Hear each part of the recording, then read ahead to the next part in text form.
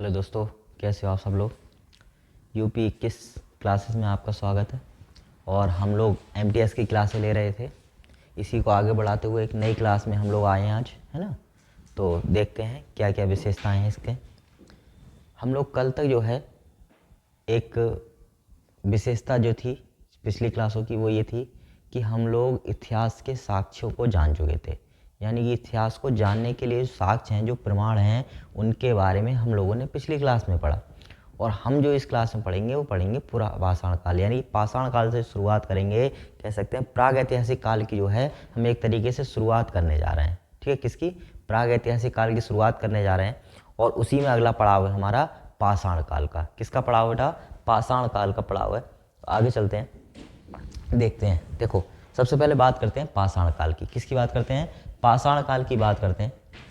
तो पाषाण काल को अगर देखा जाए तो मुख्यतः 3 भागों में बांटा गया है। कितने भागों में बेटा? 3 भागों में। लेकिन उससे पहले जानना जरूरी है कि इसको पाषाण काल क्यों कहा। देखो, पाषाण काल का अगर हम बात करें तो सबसे मुख्य बात यह है कि जिस समय में हमें अधिकतर जानकारी पत्थरों के औजारों से या पत्थरों के उपकरणों से, ठीक है, प्राप्त होती है, या इस समय के जितने भी उपकरण सामग्री वगैरह जो थी वो पत्थरों की थी, पाषाण की थी, तो इसीलिए हम लोग क्या करेंगे, इसको पाषाण काल कहेंगे। क्या कहेंगे बेटा? पाषाण काल कहेंगे। आगे बढ़ते हैं। पाषाण काल में अगर बात करें तो मैंने बताया कि 3 कालखंड हैं इसमें, ठीक है। सबसे पहला कौन से आता है हमारा? वो आता है पुरा पाषाण काल। कौन सा आता है बेटा? पुरा पाषाण काल, ठीक है। दूसरे की बात करते हैं तो दूसरा जो हमारा आता है वो आता है मध्य पाषाण काल। कौन सा आएगा बेटा? मध्य पाषाण काल। और तीसरे की बात करेंगे, तीसरा है हमारा नव पाषाण काल। तो एक चीज तो क्लियर हो गई कि पुरा मतलब क्या होता है? पुराना होता है। पुरा मतलब पुराना, ठीक है। पुरा मतलब क्या हो गया? पुराना। और जो सबसे पुराना है, सबसे पुराने का पाषाण काल का समय है, वही क्या है? पुरा पाषाण काल है। क्या है बेटा? पुरा पाषाण काल है, ठीक है। इसके बाद बात करते हैं कि हम देख रहे हैं कि नव पाषाण काल भी है हमारे पास में। यानी ऐसा काल, नव कह सकते हैं, नूतन कह सकते हैं, नया कह सकते हैं, ठीक है। तो नव पुरा पाषाण काल है, ठीक है। यानी कि नया समय है, कहीं ना कहीं पाषाण काल का जो अभी के समय से ज्यादा नजदीक है, उसको हम लोग क्या कहेंगे? नव पाषाण काल। और इन दोनों के मध्य का, बीच का जो समय है पाषाण युग का, उसको हम सब लोग क्या कहेंगे? मध्य पाषाण काल। क्या कहेंगे बेटा? मध्य पाषाण काल, ठीक है। तो इसको जो है विस्तार पूर्वक जानने के लिए 3 भागों में बांट दिया गया, पुरा पाषाण काल में, मध्य पाषाण काल में और नव पाषाण काल में। आगे एक एक करके बात करते हैं, सब पे चर्चा करते हैं। देखो, सबसे पहले अगर बात करें कि भारत में शुरुआत कैसे हुई, यानी इस पाषाण काल के हम शुरुआत की बात करें तो इसकी शुरुआत कैसे हुई, या कैसे जो है पाषाण काल के बारे में पता चला कि भारत में पाषाण काल के समय के या प्रागैतिहासिक काल के समय के कोई साक्ष्य, कोई प्रमाण है भी, या इस समय कोई भारत में घटना हुई भी थी, कोई जनजाति इस समय भारत में रह रही थी। तो एक प्रमाण मिला, और प्रमाण जो मिला वो एक व्यक्ति थे जिनका नाम था रॉबर्ट ब्रूस फ्रूट। क्या नाम था? रॉबर्ट ब्रूस फ्रूट नामक जो एक इतिहासकार थे, कैसे थे? खोजकर्ता थे। ये खोजकर्ता को 1863 ईस्वी में, कब? 1863 ईस्वी में एक जगह है जिसको सब जानते हैं हम लोग, मद्रास। और मद्रास के पास में एक जगह है पल्लवरम। क्या है बेटा? पल्लवरम नाम की एक जगह है। यहां पर एक हैंड एक्स, क्या? हैंड एक्स, ठीक है। हैंड का मतलब हाथ और एक्स का मतलब कुल्हाड़ी, यानी एक हाथ की कुल्हाड़ी जो है प्राप्त हुई, ठीक है। इसके बाद बात करते हैं, इसी कारण से इन्हें प्रागैतिहासिक काल में अध्ययन करने के लिए पहली बार ऐसा साक्ष्य प्राप्त करने के कारण इन्हें इसका क्या बना दिया गया? संस्थापक बना दिया गया। क्या बना दिया बेटा? संस्थापक बना दिया गया, ठीक। अब बात करते हैं सबसे पहले पुरा पाषाण काल की। किसकी? पुरा पाषाण काल की। पुरा पाषाण काल की बात करें तो ये जो शब्द है ये 2 शब्दों से मिलकर बना है। किन शब्दों से? 2 शब्दों से मिलकर बना है, जिसमें पहला है पैलियो और दूसरा है लिथेस। क्या है? पैलियो, लिथेस। पैलियो का अर्थ होता है प्राचीन, पुराना, और लिथेस का मतलब पाषाण या पत्थर। यानी कि जो पुराने पत्थर के उपकरण है, पुराने पत्थर से जो जानकारी है वही हमें क्या कहलाएगी? पुरा पाषाण कहलाएगी, पुराने पत्थर कहलाएगी, ठीक है। और पुराने पत्थरों से, यानी कि जो इसके सबसे पुराना समय है पाषाण काल का, वही हम क्या जानेंगे? पुरा पाषाण काल में जानने का जानने का प्रयास करेंगे। इसके आगे की बात करते हैं। तो इस समय की अगर कुछ विशेषताएं देखें तो इस समय सबसे पहली विशेषता यह है कि भाई इस समय धातु का ज्ञान नहीं था। मानव लोहा, धातु, सोना, चांदी नहीं जानता था। अगर जानता तो हीरो जवाहरात लटका के घूमता है ना। पहले तो इतनी महंगाई नहीं हुआ करती थी, ऐसे ही मिल जाता कहीं ना कहीं। तो इस समय के मानव को इस चीज की कोई जानकारी नहीं हुआ करती थी। भैया धातु कैसी होती है, अगर धातु की जानकारी होती तो कहीं ना कहीं जो है बहुत सारे बदलाव इस समय के समाज में हमको देखने को मिलते। आगे बात करते हैं। इस समय का मानव जो था वो किस प्रकार का होता था? आखेटक प्रकार का होता था। कैसा होता था? आखेटक प्रकार का होता था, यानी कि पूर्ण रूप से शिकार पर निर्भर रहता था। क्या करता था? पूर्ण रूप से शिकार पर निर्भर रहता था। शिकार मिल गया तो खाना मिलेगा, शिकार नहीं मिला तो खाना नहीं मिलेगा। सुबह पता चला कि 2-4 लोग इकट्ठे हुए, एक बड़े से जानवर को मारे और मारने के बाद उसको वहीं छोड़ा, पेट भरा और दूसरी जगह चल दिए। अब दूसरी जगह पहुंचे और रात हो गई, मान के चलो कि रात में शिकार नहीं हुआ, तू तो भूखे मरना तय है भैया। जब भूखे मरना तय है तो ये मामला खराब है। जब मामला खराब है तो कहीं ना कहीं इसका उपाय ढूंढने की कोशिश करी मानव ने कि भाई ऐसे तो काम नहीं चलेगा, भूखे पेट तो मर लेंगे। जब भूखे पेट मर लेंगे तो कुछ उपाय ढूंढो। और उपाय समझ में आया कि क्यों ना खाने को स्टोर कर लिया जाए, यानी कि खाने को इकट्ठा कर लिया जाए। और इसी इकट्ठे के लिए जो है इस कह सकते हैं एक नया गुण आया मानव में, और वो गुण बना खाद्य संग्राहक का। क्या गुण बना? खाद्य संग्राहक का, यानी खाना इकट्ठा करने वाले का गुण बना। आगे बात करते हैं। इस समय मानव पूर्ण रूप से शिकार पर निर्भर हुआ करता था, यानी उस पे खाने को कुछ नहीं था। आज की तरह नहीं है भैया जो है पिज्जा बर्गर मोमोज खा लो, ऐसा कुछ नहीं हुआ करता था। बस डायरेक्ट की बात थी कि जो है शिकार ही करता था, शिकार ही करना था बेचारे को, और शिकार करके ही अपना भोजन प्राप्त करना था। लेकिन उसके बाद एक फल की जानकारी हुई मानव को, और वो फल था कंदमूल का फल। कौन सा फल था बेटा? कंदमूल का फल हुआ करता था। कंदमूल के फल की अगर बात करें तो कंदमूल फल के बारे में तुमने रामायण में सुना होगा कि भैया राम जी जब वनवास को गए थे, 14 वर्ष का वनवास मिला था उनके लिए, तो क्या किया था उन्होंने? जंगल में जो अपना जीवन बिताया वो कंदमूल फल खाकर बिताया। अब तुम लोग सोचते हो कंदमूल फल कैसा होता है? कभी पहाड़ी क्षेत्रों में जाओ, ऋषिकेश देहरादून में जाओ तो तुम लोग को कंदमूल फल खाने को मिलेगा। बहुत से लोग होते हैं वहां बेचते हैं, अब की जाओ तो खा करके आना, ठीक है। तो इसको क्या करता था? इकट्ठा कर लिया था। मान लो 2-4 फल हैं, उनको इकट्ठा किया और अपने कंधे पे टांगे चल दिए। मान लो शिकार मिल गया तो अच्छी बात है, नहीं मिला तो कोई बात नहीं है, ठीक है। तो इस तरीके से क्या होता था? कंदमूल फल का ये क्या कर लिया करता था? इस्तेमाल किया करता था, और इसका संरक्षण भी करता था, जिससे कि सुबह खाना मिल जाए तो अच्छी बात है, ना मिले तो कंदमूल फल खाकर निपटारा हो सके, गुजारा हो सके। पेट भूखे तो नहीं मरेंगे, सीधी सी बात है। तो आगे बढ़ते हैं। इसके बाद इस समय मानव को अभी अग्नि का, आग का कोई ज्ञान नहीं हुआ था, यानी आग की जो जानकारी है वो मानव को नहीं लगी थी कि भैया आग से कुछ होता भी है, या आग जैसी कोई चीज भी होती है। इस चीज की जानकारी इस समय के मनुष्य को नहीं लगी थी। तो फिर अगर लग जाती तो शायद हो सकता रोटी बनाना सीख जाता, या मांस को भून करके खाने लगता, क्योंकि ऐसा नहीं हो रहा था। तो इसलिए क्या था? अग्नि का आविष्कार नहीं था। आगे बात करते हैं। कभी ये पूछ लिया जाए तुमसे कि ये बताओ उस समय का मनुष्य किस जाति का होता था, तो अगर हम उस जाति की बात करें तो जाति हुआ करती थी नेग्रोटो जाति। किसकी? नेग्रिटो जाति का जो है मनुष्य इस समय हुआ करता था। अब बात करते हैं कि हमने पूरा पाषाण काल, ऐसा तो है नहीं, बहुत छोटा सा काल है, सबसे लंबा समय है पूरा पाषाण काल का। और इस लंबे समय को अच्छे से पढ़ने के लिए, समझने के लिए, विशेषताओं को जानने के लिए 3 भागों में बांटा है। कितने भागों में बांटा है? 3 भागों में बांटा है, जिसमें पहला भाग जो आता है वो आता है निम्न पुरा पाषाण काल का। किसका आता है बेटा? निम्न पुरा पाषाण काल का, या पूर्व पुरा पाषाण काल का। इसके बाद बात करें, आगे आता है मध्य पुरा पाषाण काल, और उसके बाद आता है उच्च पुरा पाषाण काल। क्या आता है? उच्च पुरा पाषाण काल। पहला कौन सा है? पहला है निम्न पुरा पाषाण काल, फिर मध्य पुरा पाषाण काल, और फिर उच्च पुरा पाषाण काल। तो हमने पाषाण काल को कितने भागों में बांटा बेटा? 3 भागों में बांटा। कितने भागों में बांटा? 3 भागों में बांटा है, ठीक है। तो बात करते हैं एक एक करके। सबसे पहले बात करेंगे निम्न पुरा पाषाण काल की। किसकी बात करेंगे? निम्न पुरा पाषाण काल की बात करेंगे, ठीक है। निम्न पुरा पाषाण काल की बात करें तो इसमें मुख्यतः 2 संस्कृति पाई गई, यानी अलग अलग जगह, अलग अलग स्थान, अलग अलग परिवेश के हिसाब से इसमें मुख्यतः 2 संस्कृतियां पाई गई। पहली संस्कृति की बात करते हैं। पहली जो संस्कृति थी वो थी चॉपर चॉपिंग संस्कृति। कौन सी? चॉपर चॉपिंग पेबुल संस्कृति। कौन सी संस्कृति बेटा? चॉपर चॉपिंग पेबुल संस्कृति।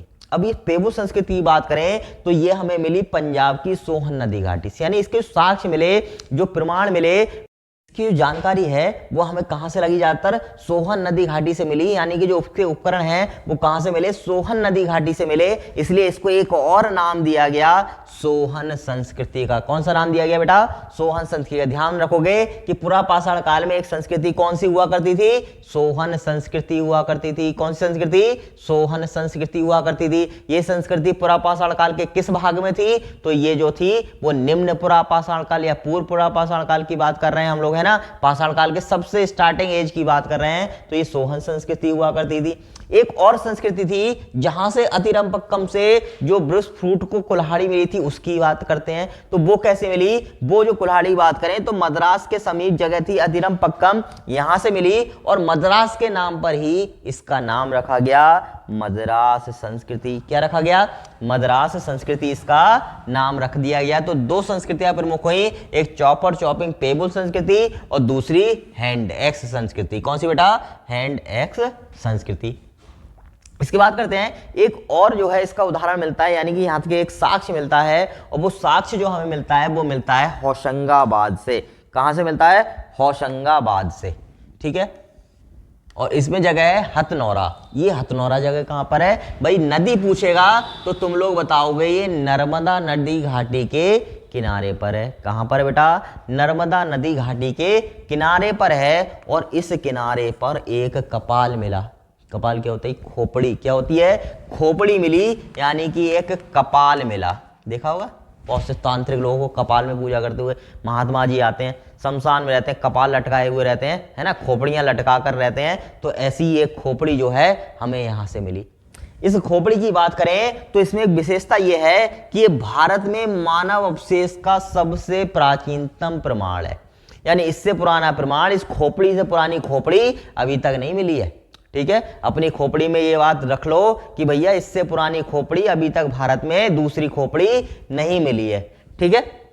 तो ये विशेषताएं थी किसकी, उच्च पूर्व पुरा पाषाण काल की या उच्च पुरा पाषाण काल की। अब बात करते हैं मध्य पुरा पाषाण काल की। किसकी बात करेंगे, मध्य पुरा पाषाण काल की। तो मध्य पुरा पाषाण काल की अगर हम बात करें तो यहां पर दो चीजें प्रमुख थी, एक तो जैस्पर और एक चर्ट, ठीक है। ये दोनों पत्थरों के प्रकार हुआ करते थे। क्या होते थे, पत्थरों के प्रकार हुआ करते थे। अगर हम बात करते हैं उच्च पुरा पाषाण काल की, ठीक है, उच्च पुरा पाषाण काल में बात करें तो यहां पर एक विशेषता थी कि क्वार्टजाइट पत्थर इस्तेमाल किया जाता था। कौन सा पत्थर, क्वार्टजाइट पत्थर इस्तेमाल किया जाता था। वहीं अगर हम बात करें किसकी, मध्य पुरा पाषाण काल की, तो मध्य पुरा पाषाण काल में जैस्पर और चर्ट जैसे पत्थरों का इस्तेमाल किया जाने लगा। किसके लिए, उपकरण बनाने के लिए। किसके लिए बेटा, उपकरण बनाने के लिए इनका इस्तेमाल किया जाने लगा। और उपकरण कैसे बनते थे, फलक वाले। कैसे बनते थे, फलक वाले बनते थे। जैसे चाकू में देखा है तो चाकू में एक तरफ फलक होता है। कोई भी धारदार वस्तु जिसका हम घर में इस्तेमाल करते हैं अधिकतर उनमें एक तरफ फलक होता है। फलक कैसा होता है इसको समझ लो तुम लोग।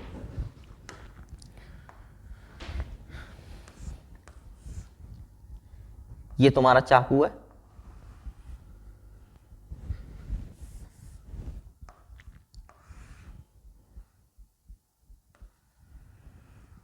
इस तरीके से चाकू होता है। तो इधर वाली साइड क्या होती है, धार रखी हुई होती है। भाई एक साइड क्या होती है, धार रखी हुई होती है। तो इस धार वाली साइड को क्या कहेंगे, फलक कहेंगे। क्या कहेंगे, फलक कहेंगे। तो इस समय में सिंगल फलक वाले जो उपकरण थे वो ज्यादा बनते थे। क्या होते थे, ज्यादा बनते थे। और फलकों के कारण ही, फलकों की अधिकता के कारण ही इनको क्या कहा गया, फलक संस्कृति कहा गया। बेटा क्या कहा गया, फलक संस्कृति कहा गया। और ये फलक वाले औजार बनते कैसे थे, फलक वाले जो औजार थे वो पत्थरों को तोड़ तोड़ कर बनते थे। कैसे बनते थे, पत्थरों को तोड़ तोड़ के बनते हो गए। तुम लोगों ने देखा होगा कहीं रोड वगैरह पड़ता है जहाँ पत्थर टूटते हैं, वहां पे क्या होता है, एक पत्थर को दूसरे पत्थर से तोड़ते हैं, या अब तो जो है लोहे के माध्यम से तोड़ते हैं, क्योंकि पहले भाई लोहा नहीं था तो पत्थर को ही पत्थर से तोड़ना होता था। जब लोहे के माध्यम से तोड़ते हैं तो उसमें ऐसे पत्थर टूट जाते हैं जिनकी एक तरफ धार बहुत तेज हो जाती है, इतनी तेज कि अगर वो चाहें तो उससे कुछ काट सकते हैं। और ये लोग भी यही काम किया करते थे, एक पत्थर को दूसरे पत्थर में मारते थे और मारने के बाद उससे पत्थर टूट जाता था। और उसकी एक धार इतनी तेज हो जाती थी, एकदम ब्लेड जैसी शार्प हो जाती थी, तेज हो जाती थी, जिससे क्या कर सकते थे, ये मांस को चीर सकते थे, खालों को चीर सकते थे, जानवरों का मांस निकालने के लिए, उनको मारने के लिए उनका इस्तेमाल कर सकते थे। तो इस कारण से फलक जो है इनमें अधिकता पाई गई और फलक के कारण इसको क्या नाम दिया गया, फलक संस्कृति का नाम दिया गया। अब बात करते हैं उच्च पुरापाषाण। किसकी बात कर रहे हैं? उच्च पुरापाषाण की बात करते हैं। तो इस समय थोड़ा सा परिवर्तन हुआ, और परिवर्तन किस में हुआ? परिवर्तन हुआ औजारों में। किस में हुआ परिवर्तन? औजारों में परिवर्तन हुआ। क्या परिवर्तन हुआ? अभी तक हमने पीछे पढ़े कि पिछली वाली जो सभ्यता थी, संस्कृति थी या काल था, उसमें कैसे उपकरण इस्तेमाल किए जा रहे हैं? उसमें फलक वाले उपकरण इस्तेमाल किए जाते थे, ठीक है। और फलक को मैंने तुम्हें बताया था, जैसे चाकू होता है तो उसमें क्या होती है? सिंगल फलक होती है, एक साइड धार होती है, ठीक है, तो उसको सिंगल फलक वाला बोला जाएगा। भाई अगर हम बात करें ब्लेड की, तो ब्लेड तुम लोगों ने सबने देखा होगा, जो शेविंग करने वाला ब्लेड होता है उसमें क्या होता है? उसमें दोनों तरफ धार होती है। क्या होती है? दोनों तरफ धार होती है ना। ब्लेड जो देखा होगा तुमने, तो उसमें दोनों तरफ धार रहती है, दोनों तरफ शार्पनेस रहती है। तो उस शार्पनेस को क्या कहा गया? उस तरीके के उपकरण को, यानी आज के समय में क्या कहा गया? ब्लेड कहा गया। और जब हमें पाषाण काल में दोनों तरफ धार वाले उपकरण प्राप्त हुए, तब हमने उनको क्या कहा?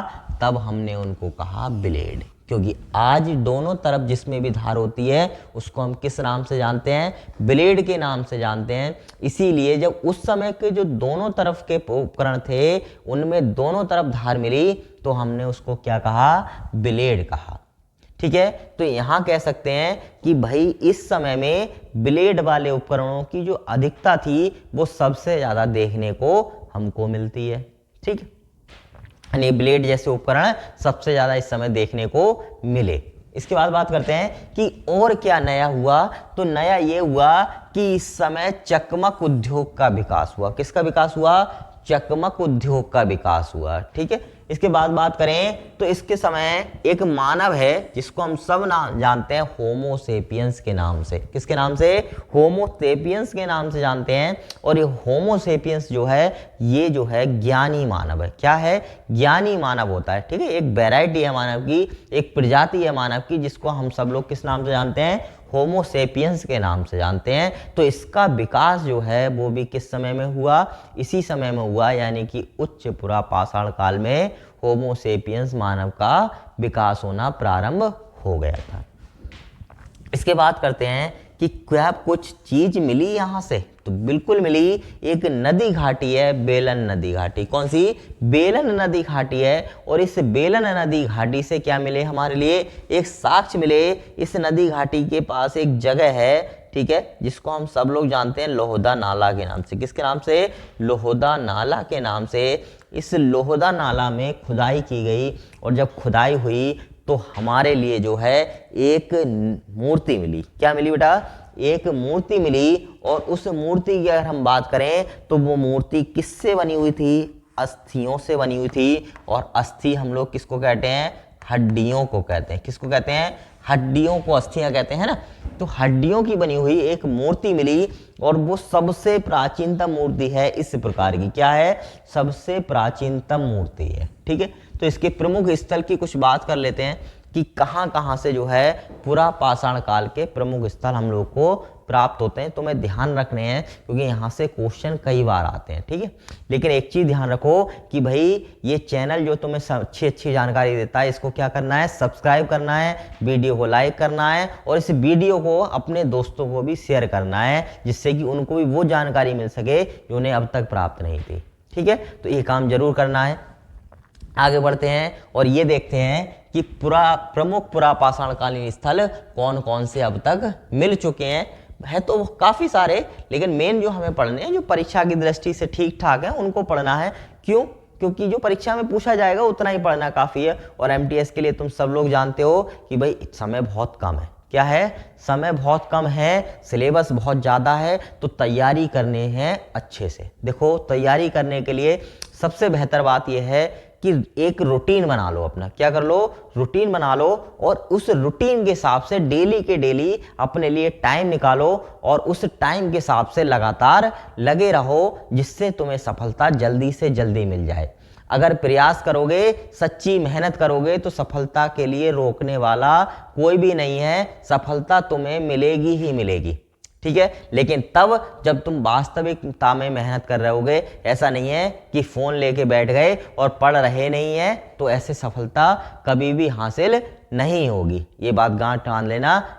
ध्यान रखना बेटा, ऐसे सफलता कभी भी नहीं मिलती है। वास्तविकता में पढ़ो, अच्छे से पढ़ो, मन लगा के पढ़ो, कोई रोकने वाला नहीं है। कोई इस दुनिया में पैदा नहीं हुआ जो अगर तुम पढ़ लो ढंग से और तुम्हारा सिलेक्शन रोक ले, लेकिन तब जब वास्तव में तुम्हें खुद लगने लगे कि हाँ मैं मेहनत कर रहा हूँ, तब तुम्हारी सफलता वास्तविकता है। वरना लोगों को दिखाकर ये मत जताओ कि वास्तव में हम मेहनत कर रहे हैं। दुनिया को ये पता है कि लड़का भैया बहुत मेहनत कर रहा है, लड़की बहुत मेहनत कर रही है, ठीक है। तो ये दुनिया को दिखाने से कुछ नहीं होगा। जो करना है अपने लिए करो और तब दिखाओ जब तुम कामयाब हो जाओ। और उस दिन देखना दुनिया तुम्हारे लिए देखेगी, बिल्कुल देखेगी, और कोई रोकने वाला नहीं है। हर कोई जो है तुम्हें देखकर तारीफ कर रहा होगा और जलने वाले जल भी रहे होंगे, और उनको जलाने में मजा जो है वो किसी काम में नहीं है, ठीक है। आगे बढ़ते हैं तो इस बात को देखते हैं कि एक जगह मिली हथनौरा। क्या जगह मिली?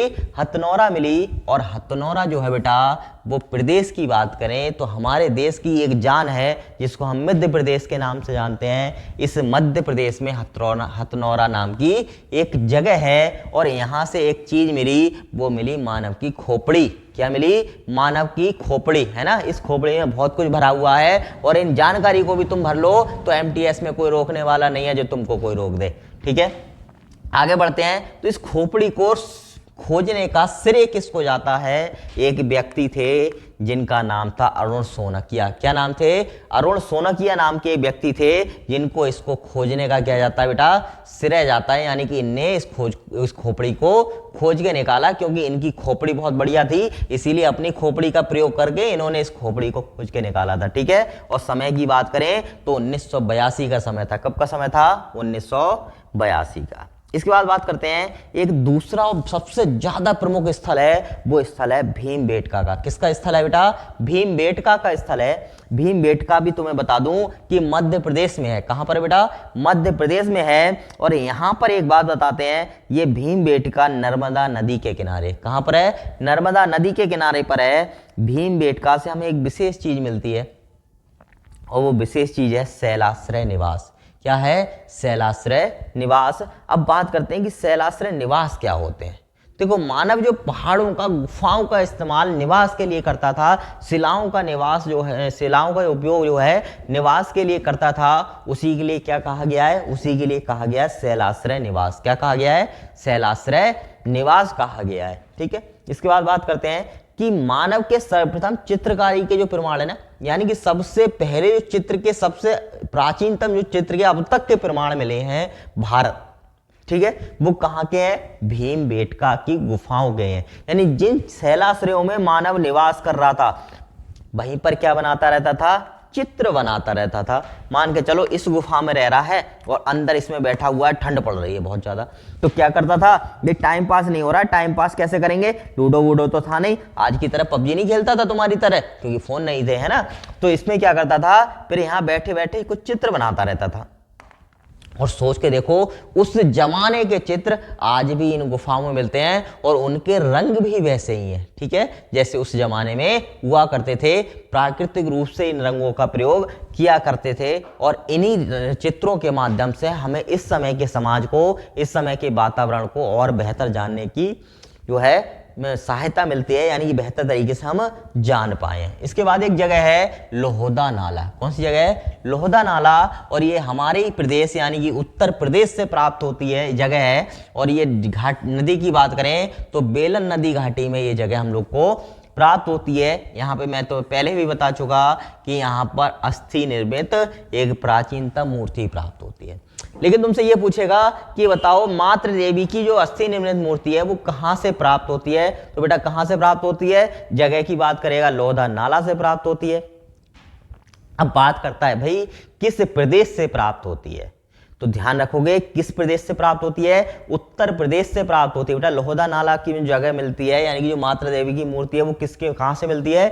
लोहदा नाला से मिलती है। और लोहदा नाला कहां पर बसा हुआ है? उत्तर प्रदेश में बसा हुआ है। किस नदी घाटी के किनारे बसा हुआ है?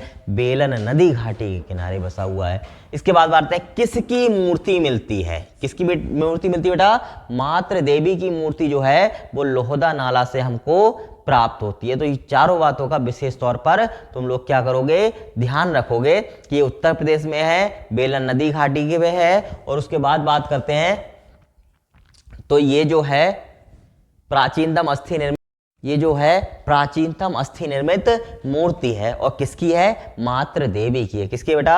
मात्र देवी की है। ऐसी एक जगह मिलती है पल्लवरम। क्या मिलती है? पल्लवरम। और पल्लवरम जो जगह है वो है मद्रास में। कहां पर है बेटा? मद्रास में है।